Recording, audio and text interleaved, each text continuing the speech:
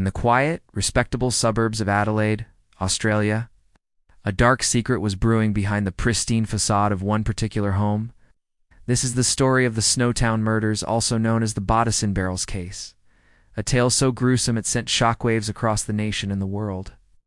Our story begins in 1992 with a man named John Bunting. To his neighbors, he was just an ordinary guy, maybe a bit of a loudmouth, but seemingly harmless.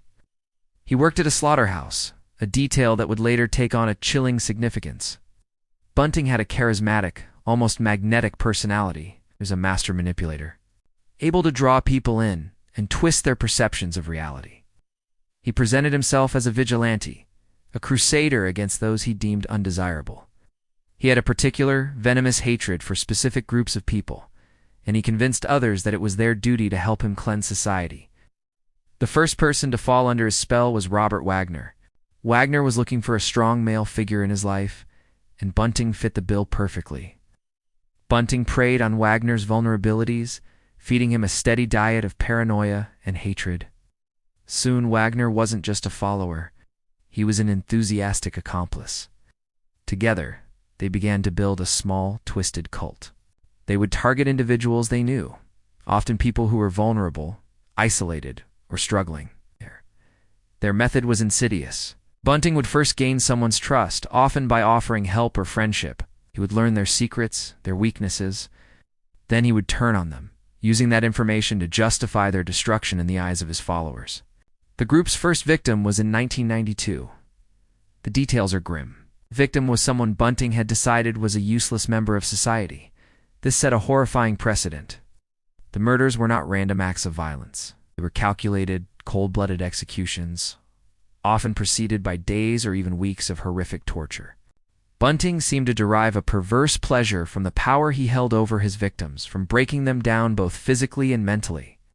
One of the most disturbing aspects of the case was how Bunting and his crew manipulated the system. After a victim was killed, they would continue to cash their social security checks. They would tell concerned family members or friends that the person had simply moved away. They created an elaborate web of lies that allowed them to continue their killing spree, undetected for years. They were hiding in plain sight. Another key figure who got entangled in this web was James Vlassakis. He was the son of Bunting's girlfriend, a young man who was gradually groomed and coerced into the group. His story is a tragic one. He was manipulated into participating in the horrors, his will completely eroded by Bunting's psychological abuse. His eventual confession would be the key to unlocking the entire case. For 7 long years, from 1992 to 1999, Bunting's reign of terror continued. The group was responsible for the deaths of at least 11 people, though authorities believe the true number could be higher. They moved from house to house, leaving a trail of misery in their wake. But their methods were getting sloppy, and the financial fraud was becoming harder to conceal. The end finally came in May of 1999. Police were investigating a missing persons case, which led them to a quiet town called Snowtown, about 90 miles north of Adelaide. There, inside a disused bank vault, they made a discovery that would haunt the country forever. They found 6 large plastic barrels. The smell was overwhelming. Inside were the decomposing remains of 8 victims submerged in acid. The discovery was a media sensation. The bodice in barrels case, as it became known, horrified the public. How could something so evil happen in their own backyard?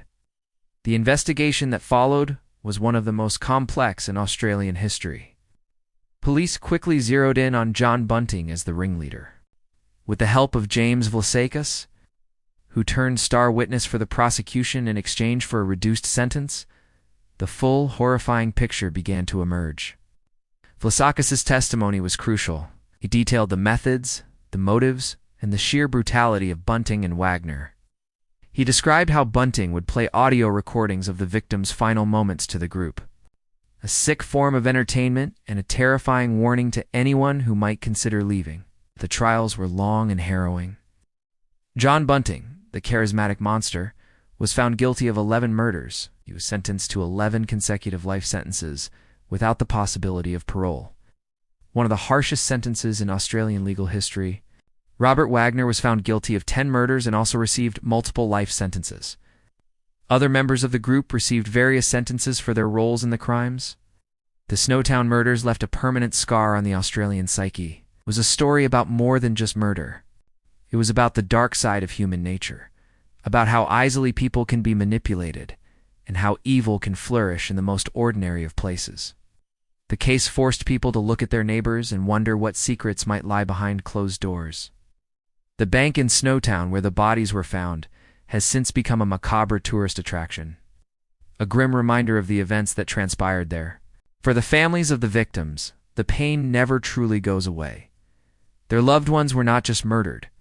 They were dehumanized, tortured, and disposed of in the most callous way imaginable.